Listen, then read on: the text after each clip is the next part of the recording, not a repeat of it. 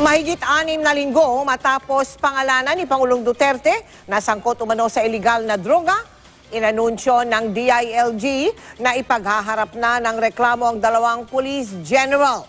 Patuloy naman ang investigasyon sa 3 iba pa. Tinutukan yan ni Joseph Moro.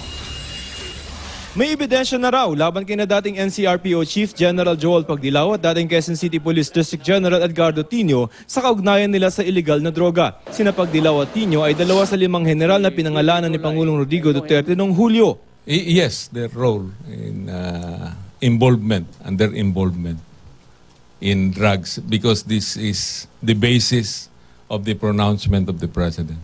Pinipino na lamang daw ang reklamo laban kay dating Region 6 Director Bernardo Diaz. Si dating PNP Police Deputy Director General Marcelo Garbo, dahil retirado na, ay ang Criminal Investigation and Detection Group o CIDG ang nagtatrabaho sa kaso. Hindi sumipot ni minsan si Garbo kay PNP Chief General Ronald Bato de la Rosa para magpaliwanag. Tinanong si Sueño kung alam ba ng gobyerno kung nasaan na si Garbo. Well, that is highly confidential. So we cannot reveal that. No? Ang matrabaho ay ang kaso din dating Chief Superintendent Vicente Luot na ngayon daang bantayan mayor na. Bagong upo lamang daw ito kaya wala pa silang makitang kasong administratibo, pero sinasailalim nila ito sa lifestyle check para matukoy kung may irregular sa kanyang yaman. Kinansela na ng DILG ang permit ni Luot para makapagdala ng armas at tinanggalan na rin ito ng bodyguard. We are conducting lifestyle check on him to find out that his assets are not proportionate to his income.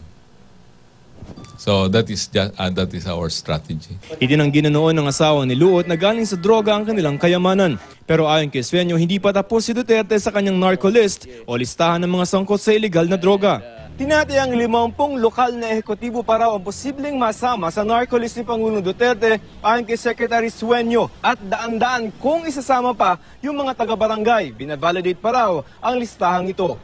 Pero kung may narco politicians o horror list, may pagkilala naman sa mga lokal na pamahalaan na may ginagawang kampanya kontra iligal na droga. Sila raw ang matatawag na mga model governor. Joseph Moro, Nakatutok 24 Oras.